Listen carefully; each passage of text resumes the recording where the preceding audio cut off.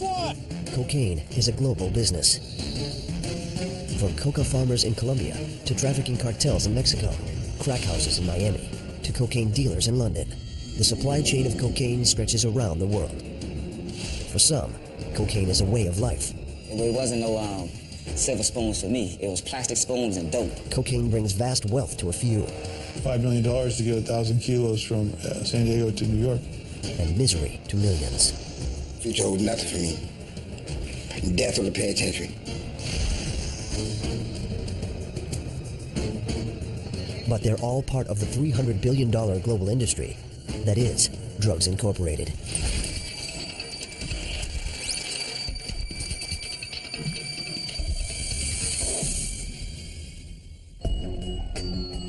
Miami, Florida is America's cocaine capital. Since the 1970s, it's been a point of entry for traffickers, and a large population of dealers call it home. One of these dealers goes by the street name Chronic. This right here what we call crack cocaine. I loved it, for real, because this pay the bills right here. I could get rid of these 4 pieces right here. I get rid of that for $200. You feel me? And I only paid $50 for this. Yeah, this how we get our money out here, man, you know. This the way of living. This is what we call the American way. Cocaine is a powerful stimulant that produces feelings of intense pleasure. It's used in 2 main forms. Cocaine powder is snorted predominantly by the rich. Many believe it's non-addictive and can enhance both work and play. Crack cocaine is sold in rock form and smoked mainly by the poor. It delivers an intense high and offers an escape from the reality of their lives, if only for a brief while. 28-year-old Chronic was destined to be a crack dealer. His mother, an addict, abandoned him when he was a child, and he was raised by his gang-banging, crack-dealing brother in Miami's poorest neighborhood. It wasn't no silver spoons for me. It was plastic spoons and dope. I mean, I grew up in a foster home, so it wasn't nobody else for me but my brother. My brother was like my daddy and my mama, so he brought me up in the game, basically, you feel me, and taught me this the way of getting money. Crack cocaine first emerges in 1984. Up until then, cocaine, costing $100 a gram, is seen only as a rich man's drug. Crack revolutionizes the cocaine business by offering a cheap yet intensely powerful high for only $5. It soon sweeps through America's inner cities. Within a year, 5.8 million people are addicted. Chronic never uses crack himself. He just preys on the addicts who come to him to feed their habit. I like to tell them to put the whole thing on there, because if they put the whole thing on there, then they gonna smoke this whole up and come right back and spend $40 more. That's how I like it. Quick money, quick flip. His product is so addictive that Chronic sometimes has to fight off customers. Man, you got some crackheads, man, that'll tell you straight up, they not leaving till they get there. You know what I mean? I mean, to sit there and fuss with you, and then you have to beat they before they leave your premises. Police did catch up with me in this, I could say I smoked it and get off like that. Instead of them trying to send me to prison, send me to a drug program. In a good week, Chronic pulls in $4,000. But holding on to the cash isn't always easy. Drug dealers are often the target of armed robbers. Desperate crackheads know the people with the most money on the streets of Miami are the dope dealers. It's so scary out here, man. And one day, you know, a dude snuck up and jumped in my brother's car. And when my brother got back in the car, you know, they already had the pistol to his head. Told him, don't move. You just give me all your jewelry and all your money. Just shot a man that got my brother paralyzed right now. And we live rough down here, man. This is no joke. Chronic's not looking to make a fortune. He just wants to survive. If you're making enough money to survive out here off like this here, then I'd rather stay like this here. Because I feel like it's not about the person who makes the most money. It's about the person who lasts the longest. While Chronic's business is booming in the ghettos of Miami, on the other side of the Atlantic, in the UK, crack cocaine has never really become popular. The British prefer powder cocaine and use more than any other nation in Europe.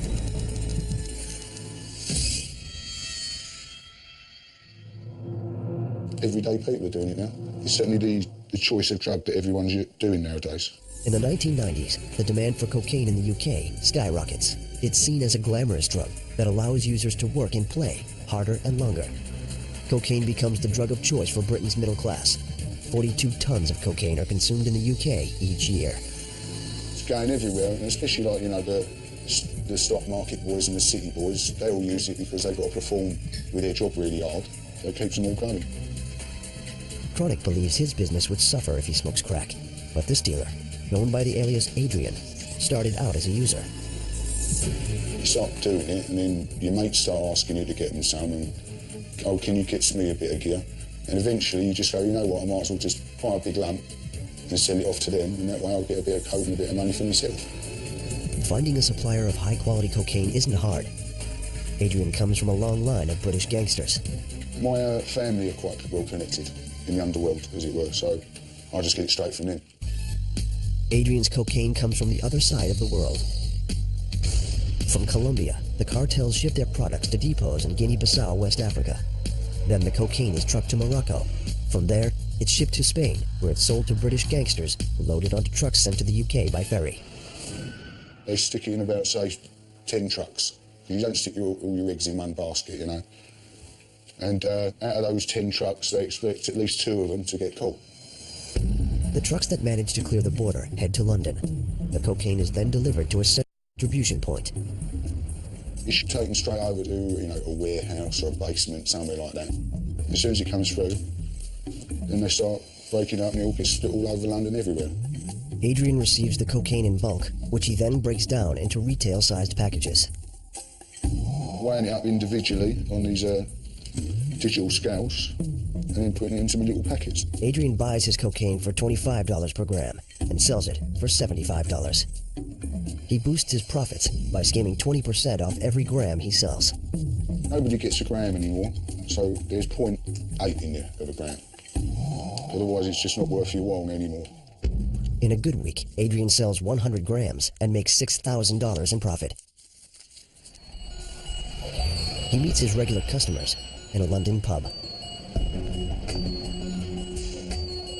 I tell him what time I'm going to meet him at the pub. We go down there and we sit down for a little while, have a little drink and whatever, and then we just sort of pass cigarette packets around to each other, if you know what I mean. They go to the toilet and get their gear. They put the money in the cigarette box, and then when they come back and see me later, they pass the cigarette box over. Deal done. There's so much competition out there, you know, that anyone can sell you a bit of rubbish gear, so you get a reputation for selling good stuff, and that's how your clientele book, as it were, although we don't keep books, starts climbing all the time. Adrian has been dealing cocaine his entire adult life.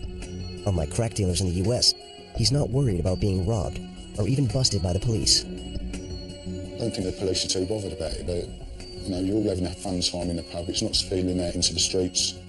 It's done behind closed doors. I think actually, they let a lot of people get off with it. They're not after the little boys that are dealing in the pubs anymore. They're after the big fish. Around the world, there are 2 million cocaine dealers. It's a good living, but few can make a fortune. The big fish are the traffickers, who supply the dealers with the 1,000 tons of cocaine produced each year. Drug traffickers are the real winners in the cocaine business.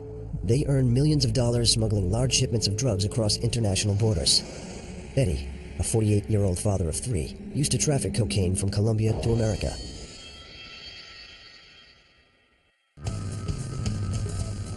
For 6 years, Eddie worked as a drug trafficker with the Arellano Feliz organization, a drug trafficking cartel based in Tijuana. For the first time, he has agreed to tell his story. Les and I ended up being partners, and we started bringing over on a regular basis, you know, quite a bit. And, you know, I had a good job. I was making $40,000 a month.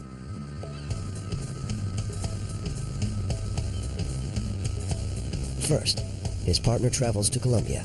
Then he buys the cocaine and packs it onto a boat. Gus's crew would go down, and he sit on the boat, you know, with them when they left Colombia. And he stayed with them all the way until they took it as far as Baja. Once the shipment arrives in Baja, Eddie takes control of the boat. I drove the boat, and then we had guys meet us there. And then we brought it up to Tijuana, to our safe house. Eddie then has to smuggle his cocaine across the heavily guarded U.S. border.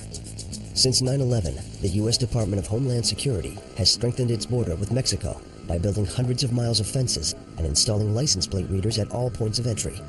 It also increased border patrol units on land, sea, and air.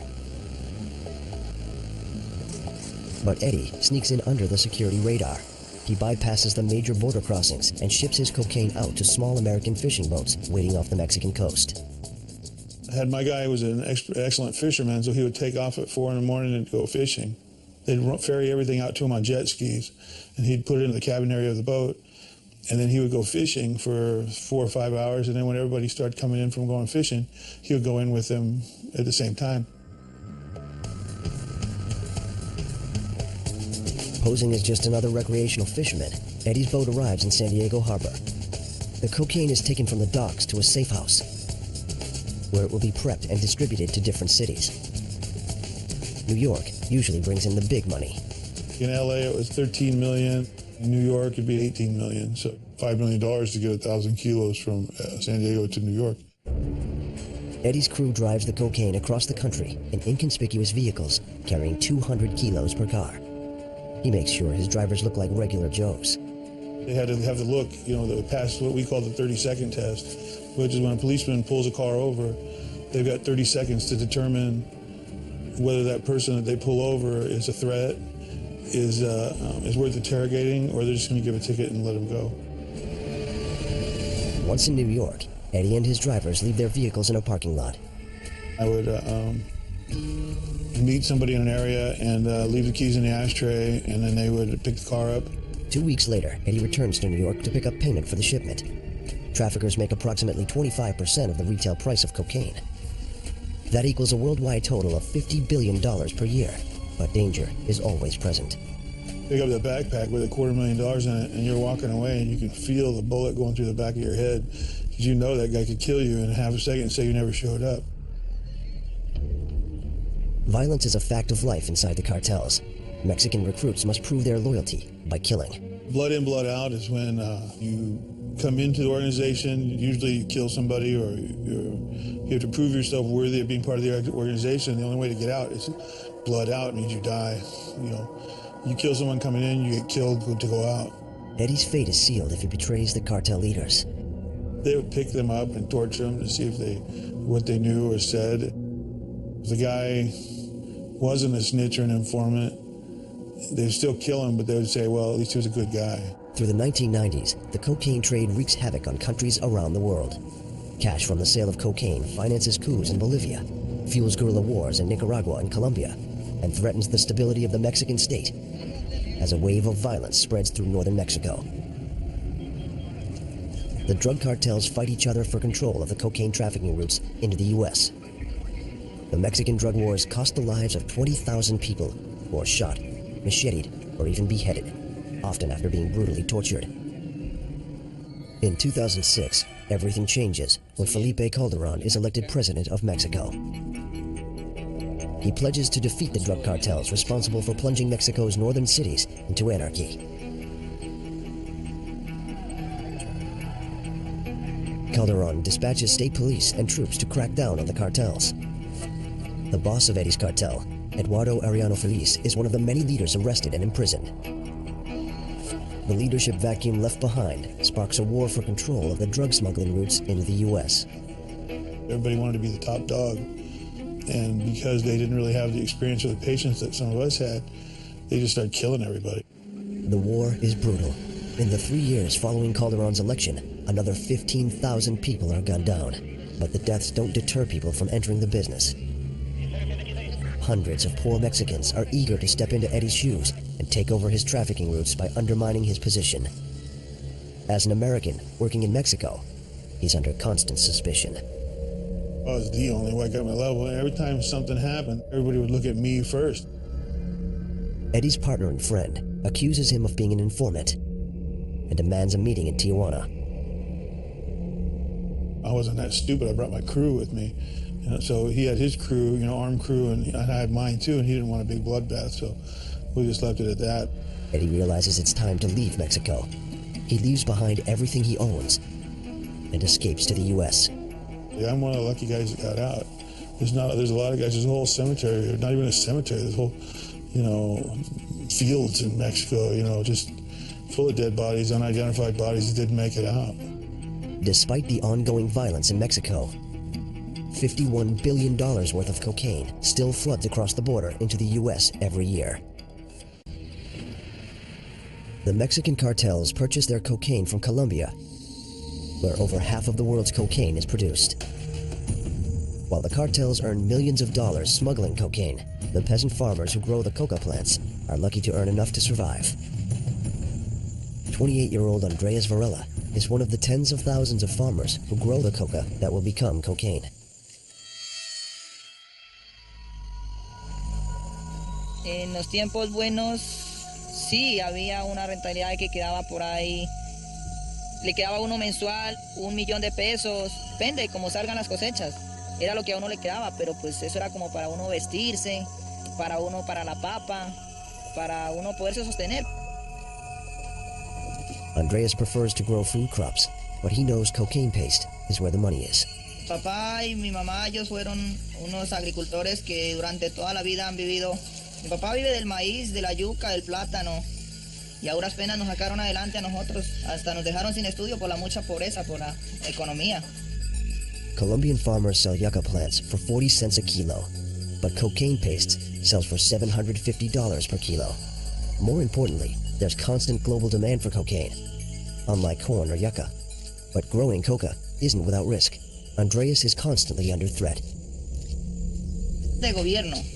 Nos tienen por grandes narcotraficantes, grandes mafiosos, y nos tienen que por terroristas. Every day, Colombian special forces enter the jungle looking to eradicate illegal coca fields and arrest farmers. 8 months ago, Andreas's farm is raided. Nos cayó como a las 4 de la mañana, nos arreondió la casa, el laboratorio, y nos quemaron todo, nos quemaron un plantío, el fruto de nuestro trabajo. A mí me iban a llevar para la cárcel, pero pues ellos me dijeron que no me llevaban si yo entregaba todo. Incluso tocó darles hasta plata para que ellos lo suelten a uno. To feed his family of 5, Andreas's only option is to replant his coca fields. Eso lleva mucho trabajo en la siembra de 1 hectárea. Lleva un promedio de unos 8 meses o 1 año para empezar a dar fruto. Once the fields are planted, Andreas waits for his crop to grow. After 8 months, he returns to harvest the coca plants. It takes Andreas 2 days to pick his 1 acre of plants. He's eager to get back to his family. Yo cuando llego a la casa, en primer lugar, pues me siento contento porque mis hijas me reciben de una manera, con una felicidad. The next morning, Andreas walks 5 miles to the makeshift lab he's built deep in the jungle, hidden from the Colombian army. Here he turns his coca crop into cocaine paste, the base material from which the drug cocaine is refined. Only 0.5% of each coca leaf is cocaine. So Andreas first chops the leaves into smaller pieces. This makes extracting the cocaine from the rest of the leaf easier.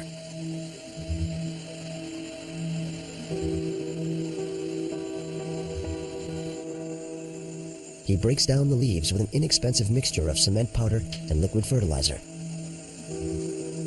Ahorita le voy a echar un agua de Nutrimón. Cumple con una obra de trabajo para marchitar la hoja.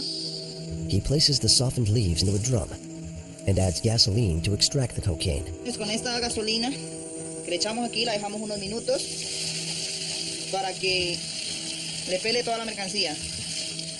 After 4 hours, the cocaine is extracted from the leaves and is now infused in the liquid in the drum. To separate the leaves from the liquid, Andreas uses a press. He squeezes out every last drop of the cocaine-infused fluid. Ahora estoy intentando sacar, si esta agua está bien amarga y amortigua los labios, la lengua, la boca, entonces quiere decir que vamos a tener un buen rendimiento. Por ejemplo, la voy a probar para hacer el ensayo, así de esta manera.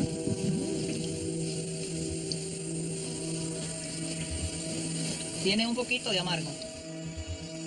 Andreas is happy, and he sets off on the long journey home.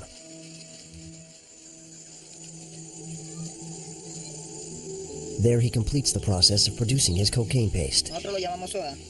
He adds soda crystals to the liquid mixture, which act as a neutralizing agent. Proceso de corte para sacar la coca. Agua para lavarla. Then he heats it on a stove until all the remaining liquid evaporates. Se necesita hacerle una lavada. Aquí ya está quedando en aceite. He then lets the paste dry overnight. The next morning, the cocaine paste has dried into a crumbly texture. Andreas is eager to discover how much paste he's produced. Más o menos tengo la esperanza de que me queden unos 130 o 140 gramos. El rinde no fue muy bueno. Tengo 120 gramos. No hubo muy buen rinde por... He'll be lucky if he makes 100,000 pesos, or about $50 for all this work. Andreas will sell his paste to the Colombian cartels, who will turn it into high-grade cocaine powder. Andreas never uses cocaine himself, but he knows he's an accessory to the global cocaine trade that brings misery to millions of addicts. Para mí es algo que da mucha pena, da mucho pesar. Eso es un vicio que no les trae sino la muerte. Pero incluso nunca nosotros lo hacemos con la mala intención de nosotros poner a todos esos drogados. Coca farming is the only way Andreas can provide a better life for his family. Yo a mis niñas me gustaría darles todo el estudio que ellas se merecen. Y me gustaría mucho que ellas tengan un buen futuro. For Andreas and the other peasant farmers, growing and producing cocaine paste for the international drug trade is a tough choice. They receive a mere 5 cents for every gram of cocaine sold on the streets. But growing any other crop only condemns them to poverty. The cocaine produced by peasant farmers in Colombia is smuggled across international borders by traffickers. It's sold on city streets by dealers and snorted and smoked by 1.9 million Americans.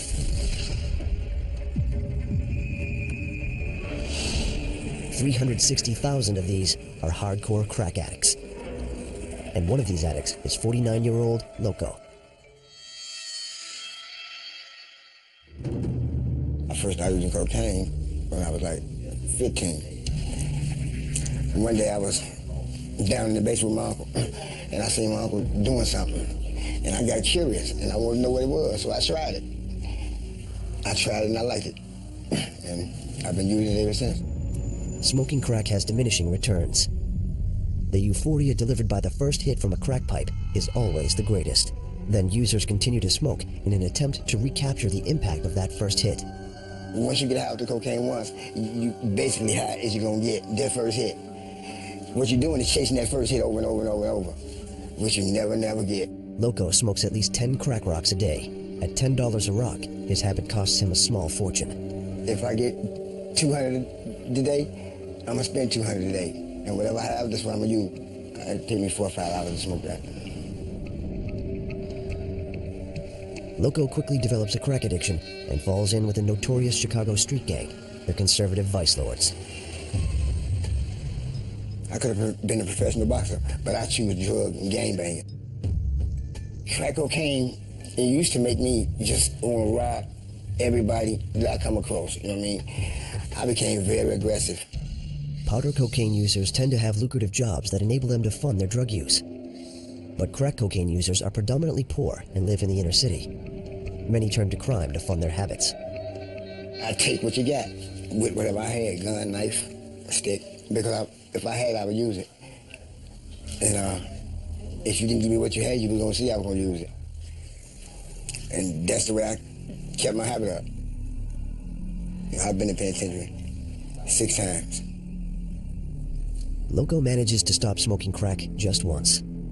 I stopped using cocaine on my own for like 18 months. I didn't get high for 18 months. That was the best feeling in my life. My mother passed away and I was gone again. Loco desperately wants to stop smoking crack, but he's in the grip of addiction. If I could just stop getting high today, I think I'd be the happiest man in the world, but it's not easy. The future holds nothing for me. Death or the penitentiary.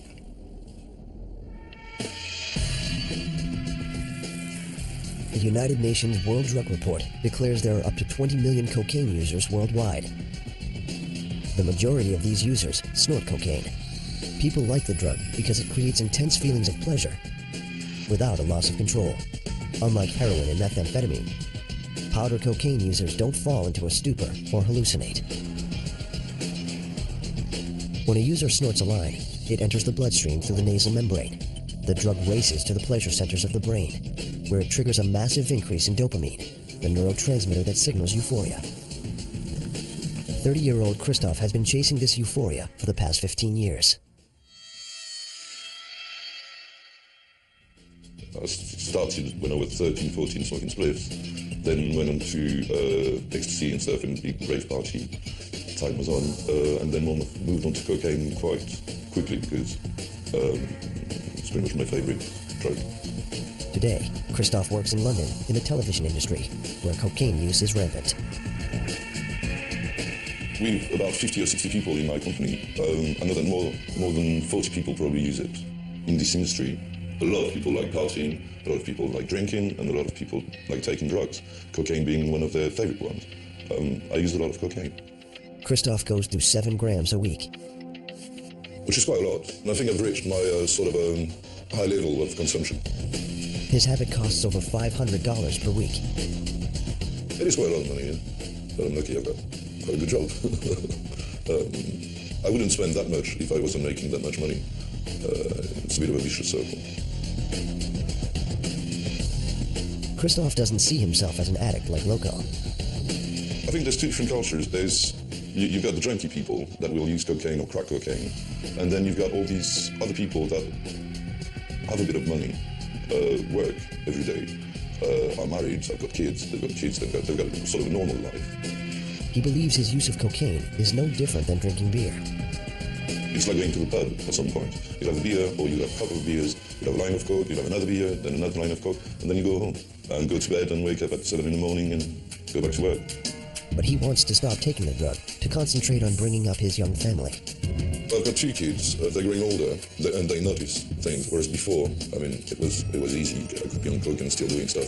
But I don't want them to notice it. Giving up cocaine may be harder than he thinks. New research shows cocaine addiction grips snorters just as tightly as crack smokers. 25% of Americans who have used cocaine in the past year will develop a problem. Some will end up in prison. Many will seek help for addiction. At the Brookhaven National Laboratory in New York, a set of remarkable experiments is being conducted to discover the true nature of cocaine addiction. Mexican-born Professor Nora Volkov is one of America's leading specialists on drug addiction. She's on a personal mission to understand the cause of addiction, driven by memories of her alcoholic uncle. My uncle, who I love dearly, was an alcoholic. And to me, it was very painful to see this man, who I adore, basically be rejected by the system. As late as the 1980s, many scientists and politicians believed cocaine was not addictive. Professor Volkov believes they're wrong. To give a group of animals, give them free availability on one side heroin, and in another group give them free availability of cocaine. Investigators did that, and then 1 month later they came, and they went and I looked at the animals that were given free availability of heroin, which no one will doubt is a very addictive drug, and they were happily over there. The group of the cocaine animals, they were all dead. They had actually compulsively taken cocaine to the extreme that none of them survived. Professor Volkov uses a PET scanner to take pictures of human brains under the influence of cocaine. What we're trying to do is use imaging to help us identify the areas of the brain and proteins in the brain that get disrupted by the use of drugs in people that lose control of their drug intake and at the expense of basically everything else in their life. Her images show cocaine changes the brain structure.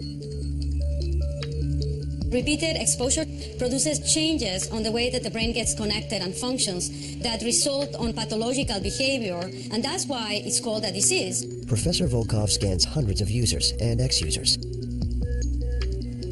While scanning ex-users, she notices an irregularity. Whenever they discuss cocaine, their dopamine levels rise. At first, she doesn't understand why. Then, it hits her.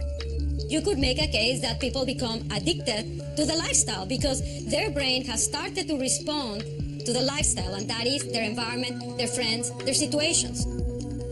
Her team sets up an experiment to test the theory. Volunteers are placed in a PET scanner and shown images of people preparing and snorting lines of cocaine.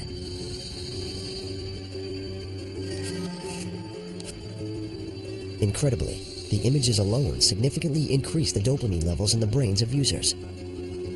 When we expose them with stimuli that have been linked with drugs, what we observe is a significant increase in dopamine signaling in those areas of the brain that drives the motivation of your behavior. Dr. Volkov's research is revolutionary. It shows cocaine is so addictive that simply showing images of its use is enough to increase their dopamine levels and lead them into relapse. People can go to a detoxification program, they do very well, they go out into the neighborhoods where they are used to taking the drug, and they relapse. And they relapse exactly because of these effects on the memory systems. So they say, I'm not going to take the drug, I'm not going to, and before they even realize it, the drug is already in their mouth, so they're smoking it. Law enforcement treats cocaine users as criminals rather than people suffering from a disease. Over the past 10 years, the government has repeatedly slashed funding for drug rehabilitation programs and increased funding for prisons. The result? 1 million Americans are imprisoned on drug-related charges, costing the American taxpayer $12.5 billion a year. Professor Volkov believes the government's approach of criminalizing and imprisoning drug users without proper treatment is misguided.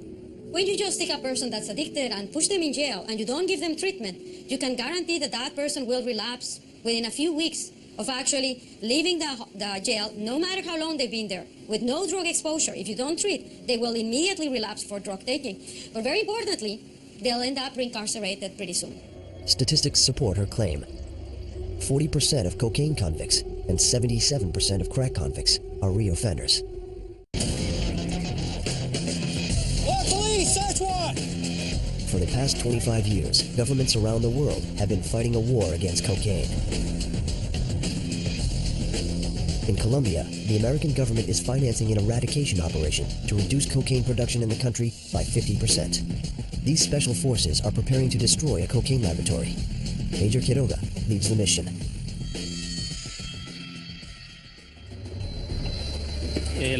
La misión que vamos a hacer en el día de hoy es la destrucción de un laboratorio para el procesamiento de clorhidrato de cocaína.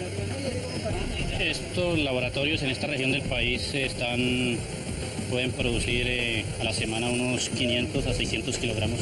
Major Quiroga is well aware of how dangerous these daily missions can be. The Colombian cartels gun down 400 of his colleagues every year to protect their cocaine profits. Each man is fully armed and wears body armor.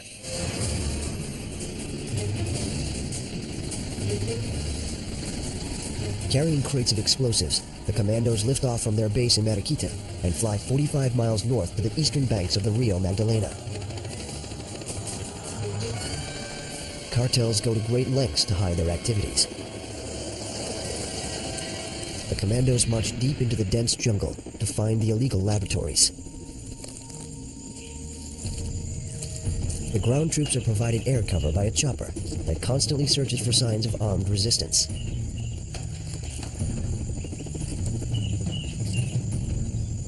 After marching through the jungle for an hour, Quiroga's men discover discarded barrels of toxic waste, evidence that the cartels are working nearby. Major Quiroga calls in the chopper for backup, in case they're ambushed. The men proceed on high alert. Quiroga's commandos follow a trail of discarded equipment, leading them to a recently abandoned lab. The cartel's men have fled without a fight. Para cocinar la droga es una de las etapas finales de la sustancia.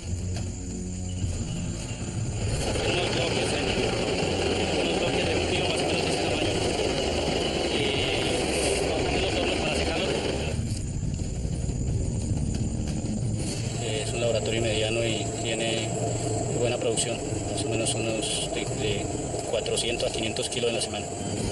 The commandos rig the entire laboratory with explosives. Once airborne, they blow up the lab.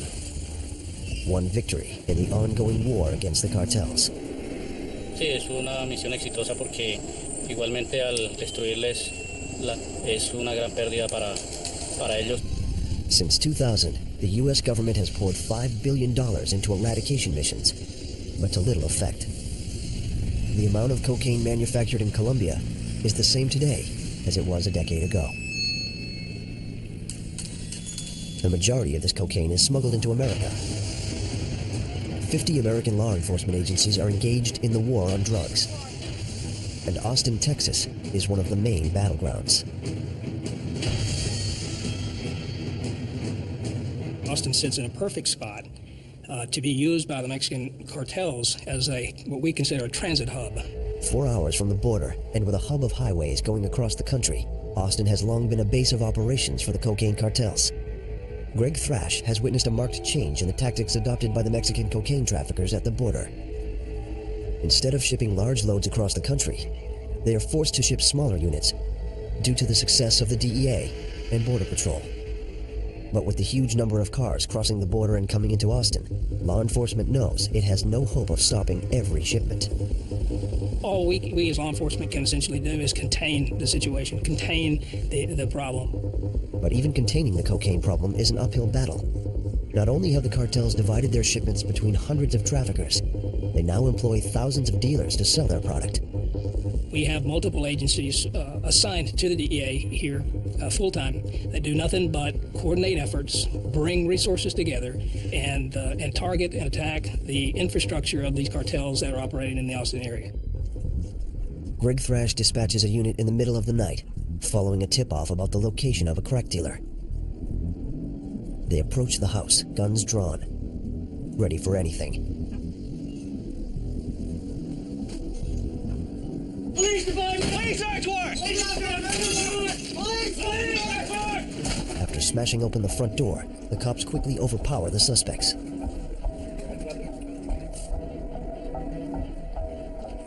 They search every room, but there's no sign of any cocaine. Then, one of the cops finds a strongbox.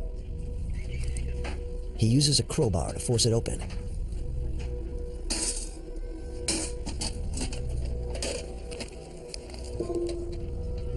Inside is a package of cocaine. Watch yourself, Brian.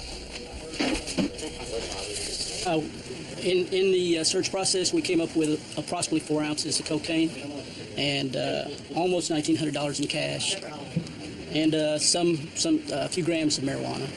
That's what we got out of the bust. It was what I would term successful. These are the type of operations that my unit does day in, day out. So we're at 4.5 right now. So 4.8. I've already taken the weight of the lid out, so it's 4.8. So that's to be a first-degree felony. Last year, American cops arrested approximately 1.8 million people on drug charges. That's one arrest every 20 seconds. But no matter how many dealers are arrested, there's always someone else eager to take their place. I don't think we'll ever eradicate the problem of drug trafficking and drug abuse. Where there is a demand, there will be a supply. We are actually being invaded by an army of ants trafficking cocaine. Today, more cocaine enters the U.S. than ever before, and an army of dealers is selling it to America's 7 million users. The vast profits made from cocaine will continue to finance Drugs Incorporated for the foreseeable future.